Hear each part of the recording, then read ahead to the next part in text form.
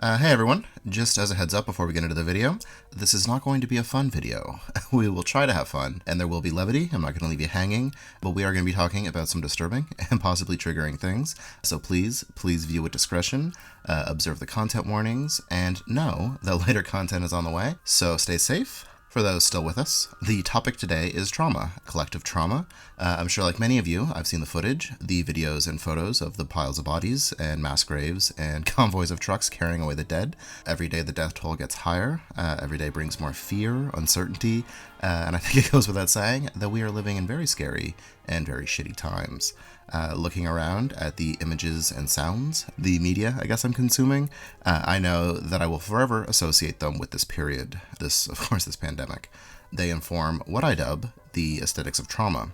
Now, this is a concept I've been thinking about for a while now, normally in the context of 9/11, and we'll get there. It always comes back to 9/11 with me for some reason. I have lived through a few collective traumas, and through this quarantine, I'm learning I am someone who enjoys when the collective consciousness is focused on one thing. Unfortunately, it only seems to happen in bad times. I've been comparing now to World War II, not that I was there. I mean the mass mobilization against a global threat and general unrest. Thinking of the media the citizens were consuming regarding the war absolutely terrifies me, where now, yeah, we're an information nightmare, but they were too. They just didn't have the benefit of knowing so. Their news came from the radio, staticky, no images, left with your own imagination, or going to a movie and socializing to forget the troubles and have it prefaced with propaganda about how the war was going well when it wasn't. Think newsreel title cards and network stingers. These are the aesthetics of trauma. Now, I am very interested in the idea of mapping media to emotions and moods, see Sleepcore. I've experienced traumatic events, largely through media. I grew up extremely privileged, but the first I remember actively participating in was Y2K.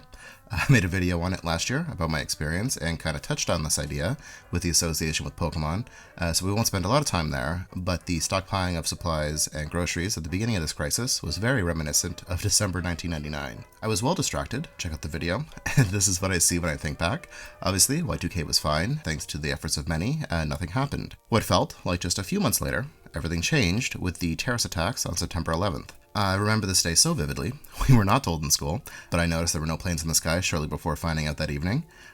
News, I remember a lot from this period through news broadcasts. I see the graphics and the ticker and the chyrons, always on videotape, and all telling us we were no longer safe. Again, an extremely privileged statement. I experienced no direct horror, just the anxiety and fear that affected us all. This period was extremely confusing. I did not have critical thinking skills or any sort of awareness of news or spin or fear-mongering, and so I would tune into radio, conservative talk radio, with guests talking about how it was the end of days, it was rapture, that Halloween there was going to be anthrax in the candy, and these kind of attacks were going to be happening weekly. Following 9/11, there was a massive patriotic push. I'm not American, but this was inescapable. Every aspect of American pop culture included a flag. This was a nation grieving. And as if this unprecedented catastrophe wasn't enough, 9/11 more or less coincided with me hitting puberty. Needless to say, I was very much in my own world. You are seeing what comes to me when I think about this time outside of the attacks. I was a kid who was trying to hold on to their childhood as long as possible, while at the same time discovering myself, growing up. Stumbled into a near juggalo phase at one point. I drank the Faygo, downloaded a few ICP songs. I did stop, short of painting my face though, and this was stomped out pretty quickly. I feel like things really didn't return to normal until 2003. For me at least, normal meaning when everything stops blurring into 9/11. 9/11 really prepared me for an unstable future. 2008, 2016, and now 2020. We are currently living through a collective trauma where some of us can't hug our loved ones, despite them being down the street. We are alone. We can only share our feelings and grief through screens.